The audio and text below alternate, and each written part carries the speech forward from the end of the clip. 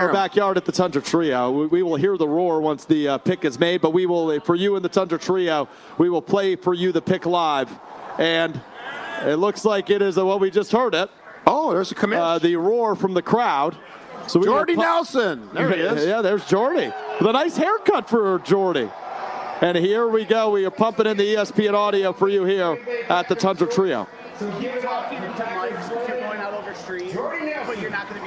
And Jordy Nelson going to make the pick here for the Green Bay Packers on stage at Lambeau Field. He's got a nice haircut now, Steve. Jordy looks like he still could play. He does. Oh, very my good. That's that farm strength.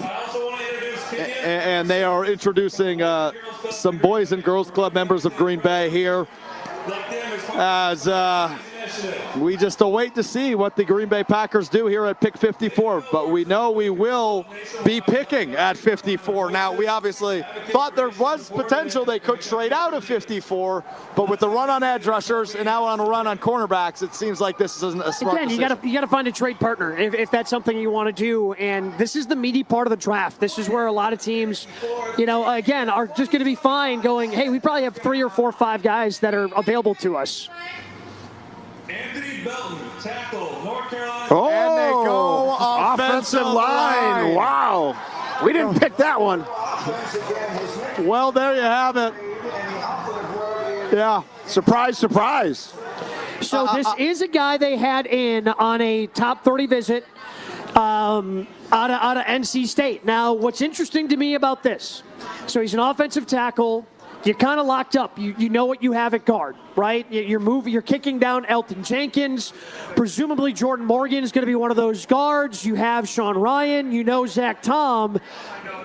The only reason to draft an offensive lineman this high is if you believe, without the shadow of a doubt, he can play left tackle. 6'6", 336. That's some size. He's got some size, but Gabe makes a really interesting point. Let's not forget what the Packers did in last year's first round. They drafted a guy they thought could play left tackle. They then tried him out and played him a bit at right guard. They've said this offseason that Jordan Morgan will compete for the left tackle job with Rasheed Walker on the final year of his deal. But now drafting Anthony Belton makes me think, how much belief do they have in last year's first round pick? Well, I mean, maybe he's just more of a guard. They still believe in him. Like, he was one of their top 6 offensive linemen, and they were cool with him being in that rotation with Sean Ryan. And at times, looked better than Sean Ryan until he had his injury.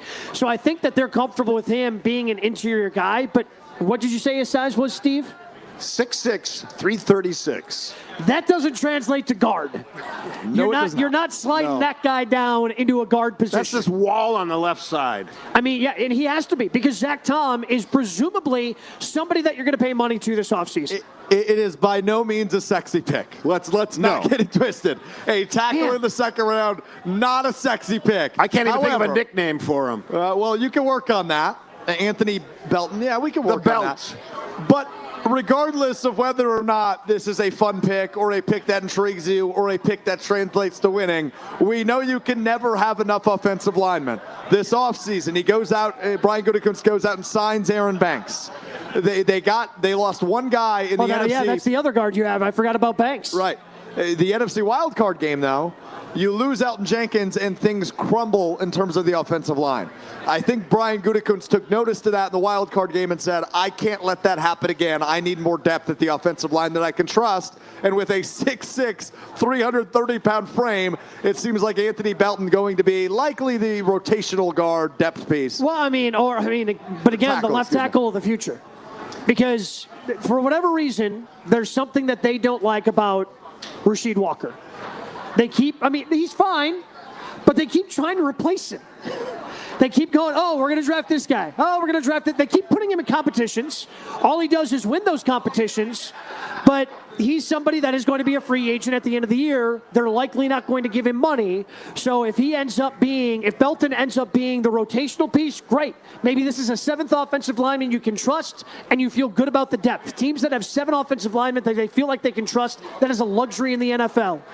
And if that's what they feel like this guy can be, and then step into left tackle next year, it ends up being a win. You add depth and you feel better about where your line is at, and that makes this team stronger because now you're protecting Jordan Love in a better way. And by the way, we just added a great receiver that you can throw to because he's got an extra step. It makes sense. It's not a sexy pick, but it's a smart pick. Very funny to read the ESPN Milwaukee YouTube chat. Thanks for hanging with us here on ESPN Wisconsin Draft Night, presented by American Family Insurance. Alex Strouf, Steve Scaffidi.